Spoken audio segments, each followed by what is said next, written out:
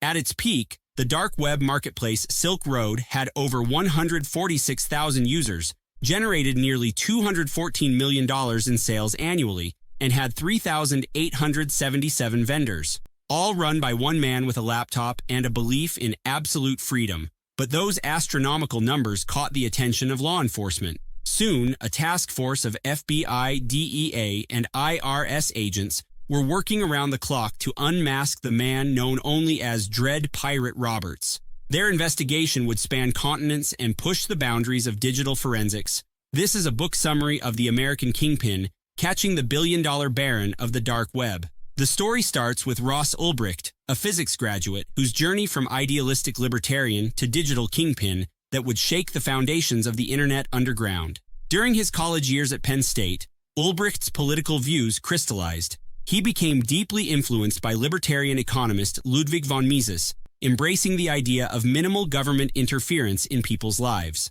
Ulbricht's YouTube channel even proclaimed that America's greatest challenge was leaving the United Nations, a clear sign of his desire for a world free from institutional control. But how does someone go from discussing political theory to creating an online drug marketplace? For Ulbricht, it all started with a simple yet radical idea. What if there was a truly free market beyond the reach of any government? In January 2011, Ulbricht launched Silk Road. It wasn't just another e-commerce site. It was a platform designed to allow anonymous trading of anything, including drugs, hacking software, weapons, and counterfeit goods. Creating an untraceable marketplace posed significant technical challenges. Ulbricht had to teach himself how to code, even reaching out to the Bitcoin community for help in finding a lead developer. He chose the Tor browser as the gateway to Silk Road, a tool originally developed by the U.S. Navy for private communication. Tor concealed users' IP addresses, providing the anonymity crucial for Silk Road's operations. But how would people pay for goods without leaving a trail? This is where Bitcoin came in. The early days of the cryptocurrency aligned perfectly with Silk Road's needs, offering a way to conduct transactions that were difficult to trace back to real-world identities. To kickstart his digital market, Ulbricht grew psychedelic mushrooms himself. These became Silk Road's first product offerings, attracting early customers to the site. As more vendors joined, Ulbricht implemented a rating system similar to Amazon's reviews. This helped build trust among users and limited scams, fueling the rapid growth of the platform. Ulbricht's libertarian philosophy guided his decisions about what could be sold on Silk Road. He believed individuals should have the right to choose what they put into their bodies, leading to a wide array of drugs being offered on the site. This controversial stance attracted users in droves, but it also caught the attention of law enforcement and the media. A Gawker article launched Silk Road into the public eye, bringing both new customers and increased scrutiny. Ulbricht's journal entries reveal his growing ambition. He believed Silk Road would become a phenomenon, showcasing his desire for recognition and success. But as the site expanded, so did the challenges of managing it. But success on this scale doesn't go unnoticed for long. As Silk Road grew, so did the efforts to unmask its creator. A task force combining the FBI, DEA, and IRS was formed with one goal: to find the man behind the Dread Pirate Roberts persona. The hunt was on, setting the stage for a high-stakes game of cat and mouse that would span the globe and push the boundaries of digital forensics. For Ross Ulbricht, the transformation began with a name: Dread Pirate Roberts. This alter ego, inspired by a character from The Princess Bride. In the movie, the title is passed down from one pirate to another, allowing the original to escape responsibility for their actions. This concept appealed to Ross Ulbricht, providing a way to distance himself from Silk Road's illegal activities. But where did this idea come from? Variety Jones, a key mentor to Ulbricht. Jones suggested the pseudonym, emphasizing that it would allow Ulbricht to claim he had passed the title to someone else if he were ever caught. It was a layer of plausible deniability, a digital smokescreen in the murky world of the dark web. As Silk Road expanded, so did the pressure on its creator. Ulbricht's management style evolved from hands-on and idealistic to increasingly paranoid and authoritarian. The weight of running a billion-dollar illegal marketplace began to take its toll. How do you maintain control when your empire exists solely in the shadows of the internet? Ulbricht's interactions with staff and users reveal a complex figure. As Dread Pirate Roberts, he fostered a sense of community among Silk Road's members. He engaged in discussions, offered advice, and even built friendships. But beneath this camaraderie lurked a growing need for control. DPR's decisions became more ruthless, his ideals warping under the strain of maintaining his digital kingdom. The pressure continued to mount. Law enforcement was closing in, and threats to Silk Road's security seemed to lurk around every digital corner. It was in this pressure cooker environment that Dread Pirate Roberts allegedly took his darkest turn yet. Reports emerged of murder-for-hire plots associated with DPR. In one chilling instance, he reportedly expressed a desire to change an order from torture to execution.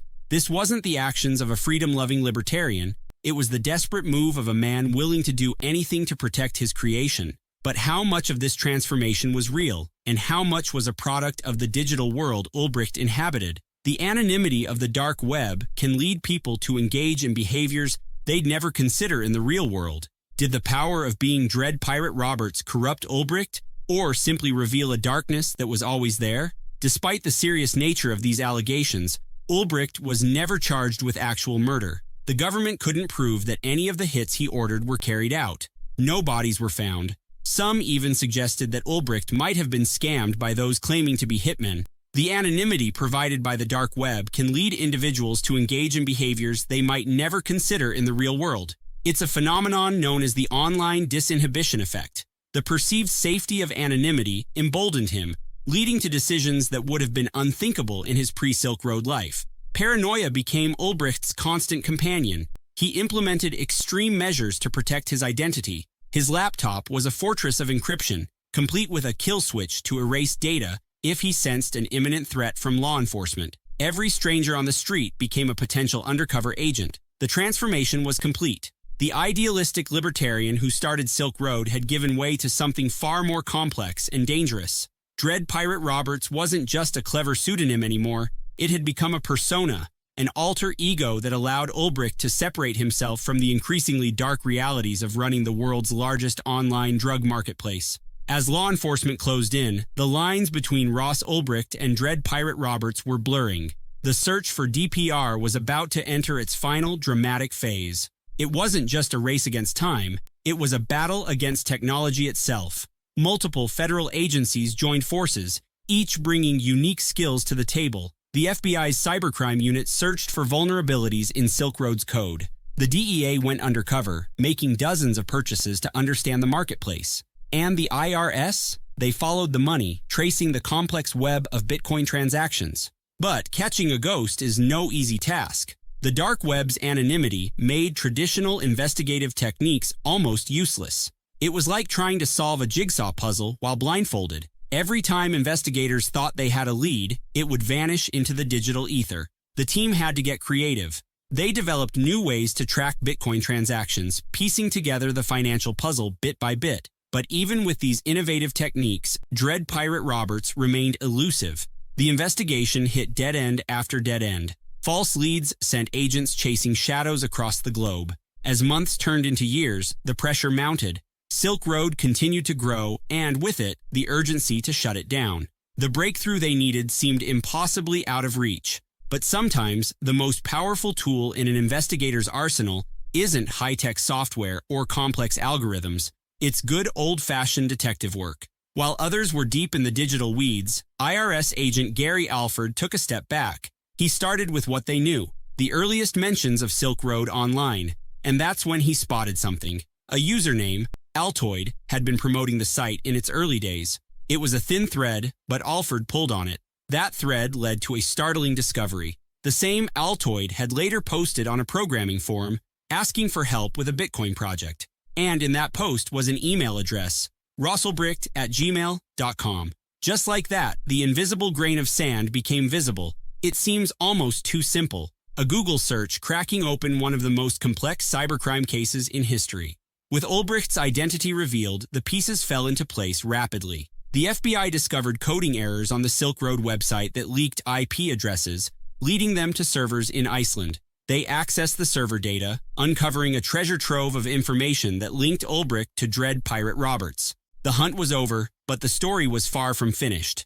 As agents prepared to move in on Ulbricht, they knew timing was everything. They needed to catch him red-handed, with his laptop open and logged into Silk Road. The stage was set for a dramatic takedown that would send shockwaves through the dark web and beyond. But how do you arrest someone without tipping them off? And what if the evidence you need is just a keystroke away from being destroyed forever? As Ulbricht sat in the library, engrossed in his laptop, agents made their move. In a flash, they were on him. But Ulbricht wasn't going down without a fight. He lunged for his computer, desperate to shut it down and wipe away the evidence. It was a race against time, but the agents were faster. They restrained Ulbricht before he could touch the keyboard, securing the laptop that held the keys to his digital empire. What they found on that computer was a goldmine: chat logs, financial records, and even a personal diary detailing Ulbricht's thoughts and operations of Silk Road. It was like stumbling upon the modern-day equivalent of a pirate's treasure map. Only this map led straight to a conviction. But the drama was far from over. Ulbricht's trial began on January 13, 2015, and it was 3 weeks of intense legal battles. The prosecution painted a picture of a ruthless drug lord, while Ulbricht's defense tried a risky strategy. They claimed he had sold Silk Road to someone else who continued its operations. It was a bold move, but would the jury buy it? As the trial unfolded, the evidence mounted. Chat logs from Ulbricht's computer revealed detailed discussions about Silk Road's operations. It was like watching a house of cards collapse, one damning piece of evidence at a time. The jury listened, the tension in the courtroom building with each new revelation. On February 5, 2015, the verdict came down: guilty on all 7 counts.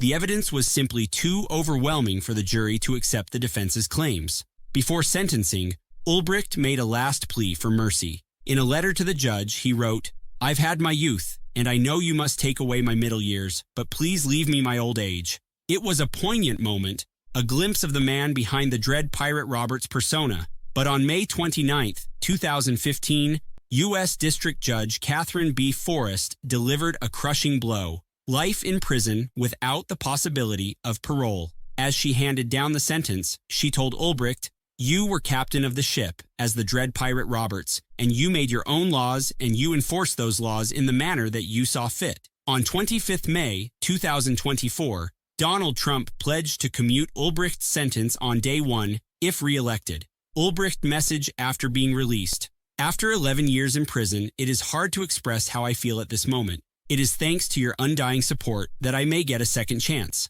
If you enjoyed this summary, please subscribe to our channel